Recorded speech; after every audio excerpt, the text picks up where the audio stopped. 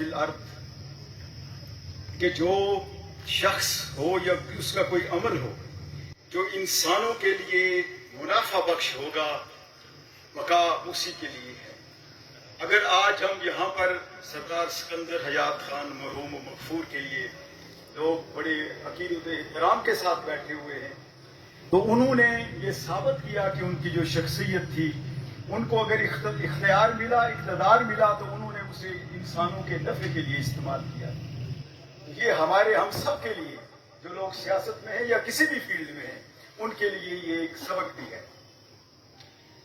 یہاں پر ان کی سیاسی جو معاملات تھے ان پر بہت سے سیاسی کارکنوں نے اور ابھی جو ہمارے جو اس بیٹھے اسٹیج پر یہ بھی بات کریں گے۔ میں دو تین باتیں ان کی جو ان کی انتظامی صلاحیتیں تھیں اور بطور وزیر اعظم انہوں نے جو اپنی گڈ گورننس کے لیے جو طریقہ کار اختیار کیا تھا میں وہ آپ کے ساتھ شیئر کرنا چاہتا ہوں۔ وہ یہ ہے کہ جیسے کہ شفیق انقلابی صاحب نے بھی ایک بات کی کہ ان کے پاس فائل گئی اور اس پہ انہوں نے وہ یہ کہا، اسی طرح جب وہ وزیر اعظم بنے تو مجھے شاید یاد آ رہا ہے کہ شاید شفیق انقلابی صاحب ہی ان کے گھر کا بجلی کا بل بھی لے کر وہاں پر پہنچا کہ چونکہ وزیر اعظم ہے تو ان کے گھر کے بجلی کا بل بھی جو ہے وہ سرکاری طور پر ادا ہوگا۔ تو انہوں نے مجھے بلایا کہ انہوں نے کہا کہ یہ لے آؤ وزیر اعظم کی مراعات کیا ہے وہ قانون لے آؤ۔ تو میں قانون لے گیا تو انہوں نے دیکھا کہ اس میں جو بجلی کے الیکٹریسٹی کے نیچے جو لکھے ہوئے تھے وہ 3 جگہ تھی، ایک مظفر آباد پی ایم ہاؤس، ایک کشمیر ہاؤس اور پھر جہاں پر وہ وزٹ کے لیے جائیں گے وہاں کا بجلی کا بل جو ہے وہ سرکاری طور پر ادا ہوگا۔ تو انہوں نے سب سے پہلے جو حکم پاس کیا بطور وزیر اعظم وہ اپنے خلاف تھا اور انہوں نے وہ ریجیکٹ کیا، اور میں نے وہ میں ابھی ایک ان کے جو احکامات تھے ان پہ میں نے کتاب بھی لکھی تھی تو اس میں سب سے پہلا حکم وہ شامل میں نے کیا ہے۔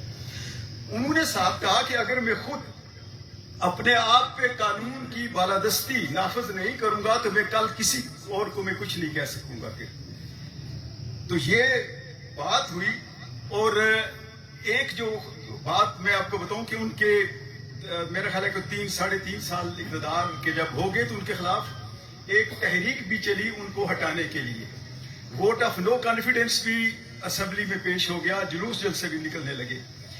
تو جو ان کے پاس سب سے بڑی اسٹرینتھ تھی کہ ان کے خلاف کوئی کرپشن کا کسی اپنے عزیز کو کہیں لگوانے کا کوئی ان کے اوپر الزام نہیں تھا، شفاف حکومت تھی جس نے ان کو وہاں پر سرخرو کیا اور وہ ساری جو تحریک تھی وہ ناکام ہوئی۔ میں آپ کو بتاؤں کہ ہم ان کو بیوروکریٹ وزیر اعظم بھی کہتے تھے، ہم ان سے سیکھتے تھے، بیوروکریسی میں ہم گئے ہیں، ہمارے ساتھی گئے، سیکٹری ہیں سارے، لیکن ہم ان سے سیکھا کرتے تھے۔ اور ان کا ایک خاص تھا کہ کچھ فائلیں تو وہ کر دیتے تھے آفس میں، لیکن جو فائلیں پڑھنے کے قابل ہوتی تھی وہ اپنے پی ایم ہاؤس میں گھر کہتے تھے وہاں پر میرے گھر پہنچا دو، اور رات کو ان کا وہ مطالعہ کرتے تھے اور ان فائلوں پہ 1-1, 2-2, 3-3 صفحات کے نوٹس اپنے قلمی لکھا کرتے تھے۔ اور میں نے ان کے بہت سارے ہیں لیکن کچھ میں نے سلیکٹ کر کے یہ تقریباً کوئی سمجھ لیں کہ یہ تقریباً 1,500 کے لگ بھگ یہ میں نے کتاب ان احکامات کی بنائی تھی جو میں نے تقسیم بھی کی تھی تمام اپنے وزراء اس زمانے کے اور سیکرٹری صاحبان کو بھی، قانون کی حکمرانی کے نام سے۔ یہ وہ اس کتاب میں وہ چیزیں لکھی ہوئی ہے جو وہ قلمی رات کو بیٹھ کے فائلوں پہ لکھتے تھے، اور جو صرف احکامات نہیں تھے، گائیڈ لائن تھی کہ تم نے حکومت چلانی ہے یا نیچے محکموں کو، وزراء کو، سیکٹریز کو، کہ یہ محکمہ ہے تو اس میں اصلاحات کس طرح لانی ہے تاکہ لوگوں کے مفاد میں جو ہے آزاد کشمیر کی حکومت کام کرے۔ یہ وہ ان کے لکھے ہوئے قلمی یہ کتاب میں نے 2016 میں جب میں ریٹائر ہوا تو اس کے بعد یہ کتاب میں نے وہ لکھی تھی۔ تو بلکہ اس کا عجیب بات ہے کہ اس میں وہ جو میں ٹیلی فون والی بات کر رہا ہوں، جو پہلا آرڈر اس کتاب پہ آیا وہ یہی انہی کا اپنے جو ان کا اپنے خلاف تھا، یہ وہ تھا۔ اور وہ کہہ رہے تھے کہ اگر ہم خود یعنی کہ وہ یہ سمجھیں کہ انہوں نے ہم سب کو ایک میسج دے دیا تھا کہ جب میں اپنے گھر کے لیے کوئی نہیں کر سکتا، کان پہ ڈنڈی نہیں مار سکتا، تو پھر کوئی بھی یہاں پر گڑبڑ نہیں کرے گا۔ اس سے بہت سے لوگ ناراض بھی ہوتے تھے، لیکن بہرحال انہوں نے ایک بڑی عزت کے ساتھ، احترام کے ساتھ آزاد کشمیر میں سیاست کی ہے، اور وہ ان لوگوں میں شامل تھے جن کے بارے میں کسی نے کہا تھا کہ ہم خود تراشتے ہیں منازل کے سنگ و راہ، ہم خود تراشتے ہیں منازل کے سنگ و راہ، ہم وہ نہیں کہ جن کو زمانہ بنا گیا۔ یہ ان لوگوں میں شامل تھے۔ اور تعمیر و ترقی، یہ دیکھیے ہم باتیں کرتے ہیں کہ وہ تعمیر و ترقی، اور بے شک بلا شبہ وہ تعمیر و ترقی کے ایک ہیرو تھے آزاد کشمیر میں، لیکن وہ اس کے لیے بھی ایک انہوں نے اسٹریٹجی بنائی۔ یہ تقریر سے ہی ساری تعمیر و ترقی نہیں ہوتی تھی، اس کے لیے ایک اسپیشل اسٹریٹجی بنائی تھی انہوں نے۔ وہ کیا تھی کہ ڈپٹی کمشنر ضلع کے اندر ہر مہینے میں ترقیاتی منصوبوں کی مانیٹرنگ، تمام ترقیاتی منصوبے جو تھے ڈپارٹمنٹ ان کو بلا کے ان کی مانیٹرنگ کرتے تھے، پھر سیکرٹری کرتے تھے، پھر اس کے بعد وزراء میٹنگ کرتے تھے، اور ہر 3 مہینے کے بعد وزیر اعظم صاحب آزاد کشمیر کے جتنے ڈیولپمنٹ پروجیکٹ تھے وہاں پر P&D میں میٹنگ ہوتی تھی، ایک ایک پروجیکٹ کو دیکھتے تھے، اور اس میں انہوں نے ایک فارمولا دیا ہوا تھا۔ اگر فرض کیا 10 کلومیٹر سڑک بنی ہے اور اس کے لیے 10 کروڑ روپیہ جو ہے وہ رکھا گیا ہے، ہر 3 مہینے کے بعد وہ پوچھتے تھے کہ بتاؤ سڑک کتنی بنی ہے اور اس کا پیسہ کتنا خرچ ہوا ہے۔ ایسا تو نہیں کہ 2 کلومیٹر سڑک بنی ہو اور 3 کروڑ خرچ ہو گیا ہو، ایسا تو نہیں۔ تو یہ اس طرح انہوں نے جو ہے، اور وہ میں یہ کہوں گا کہ یہ جو ہمارے حضرات آج بھی، مجھے نہیں پتا کہ آپ حضرات حکومت میں یا حکومت سے باہر ہے، کوئی مجھے صحیح اطلاع نہیں ہے، لیکن میں یہ گزارش کروں گا کہ ان کمیٹیوں کو، ڈیولپمنٹ کمیٹیوں کو دوبارہ بحال ضرور کروائیں۔ ڈپٹی کمشنر اس وقت سربراہ ہوتے تھے ضلع کی کمیٹی کے، اور اسی طرح اوپر اسٹیٹ وائز جو ہے یہ ہوتا تھا سارا، اور آخر میں وزیر اعظم صاحب ہر 3 مہینے کے بعد آزاد کشمیر میں جتنے ڈیولپمنٹ پروجیکٹ تھے، کہتے ہیں کہ ترقی ہو رہی تھی، تو اس کے لیے کچھ اسٹریٹجی تھی۔ لوگ ضلع کے افسروں کو پتا تھا کہ مہینے کے بعد ہم نے ڈپٹی کمشنر کے پاس بیٹھ کے بات کرنی ہے۔ ڈپٹی کمشنر اور جو ہیڈ آف دی ڈپارٹمنٹ کو ان کو پتا تھا کہ ہم نے وزیر کے آگے جواب دے ہونا کہ کیا کام کیا، وزراء نے جواب دے ہونا تھا وزیر اعظم کے پاس۔ تو اس طرح پھر وہ ترقی ہوئی، اس کے بغیر ترقی نہیں ہو سکتی۔ اس وقت میرا خیال ہے 40 یا 35% ایڈمنسٹریٹو چارجز تھے، اور تقریباً 70% جو تھے وہ ڈیولپمنٹ چارجز جو تھے، ڈیولپمنٹ کا بجٹ وہ ہوتا تھا۔ آج بھی مجھے پتا کہ آج یہ ریشو کیا ہے۔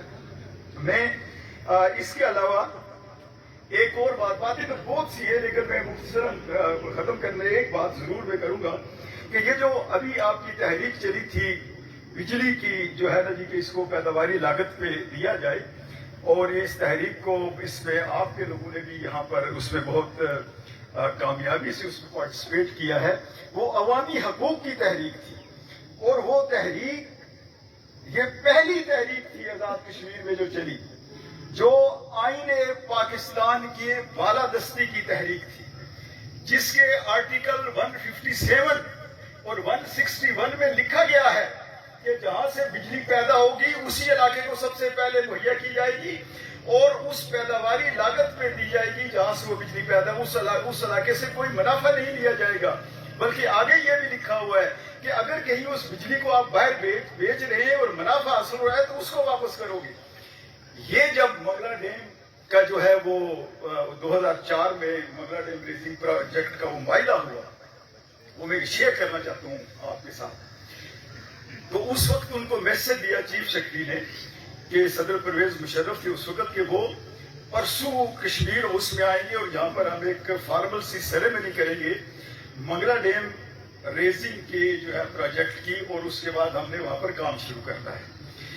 سردار سکندر ریاض صاحب نے کہا کہ معاہدہ کدھر ہے جس کے بعد ہم یہ ریزنگ کریں گے؟ انہوں نے کہا معاہدہ ہم بعد میں کریں گے۔ اور یہ میرے خیال شفیق انقلابی صاحب کو پتہ ہے، یہ اس وقت ہمارے ساتھ تھے۔ سردار سکندر ریاض صاحب نے کہا کہ پہلے معاہدہ ہوگا ہماری اور حکومت درمیان پاکستان کے درمیان، اس کے بعد جو ہے یہ منگلا کا کام، یہاں پر منگلا ریزنگ کا کام سٹارٹ ہوگا۔ چیف سیکرٹری نے کہا وہ تو فیصلہ کر چکے ہیں پریزیڈنٹ پاکستان، وہ تو آئیں گے۔ اور مجھے یاد ہے کہ ہم 2-3 لوگ ان کے پاس بیٹھے ہوئے تھے، तो उन्होंने कहा मेरा सामान गाड़ी में लोड करो। मैं इस्तीफा भी दे सकता हूं, मैं यहाँ पर नहीं हुआ, करते हैं तो आए यहाँ पर जो मर्जी करें, सिकंदर हयात उनको यहाँ पर नहीं मिलेगा। ये वजह थी कि उसके बाद जो है वो मंगला डैम का मुआयना हुआ। और ये जो मैं इसलिए उसका जिक्र कर रहा हूं कि ये जो पैदावारी लागत है, ये उस मुआहदे की पहली शीट है जो सिकंदर हयात साहब ने उस वक्त मंजूर करवाई थी। 4.5 रुपए पर यूनिट उस वक्त पाकिस्तान में जो है वो बिजली का जो है वो रेट था, जो मंगला डैम से पाकिस्तान जा रही थी। हमने उनसे पूछा कि बताओ मंगला डैम में बिजली की पैदावारी लागत क्या आ रही है पाकिस्तान के आइन के आर्टिकल 157 और 161 के तहत। तो उन्होंने कहा कि 2 रुपए 59 पैसे।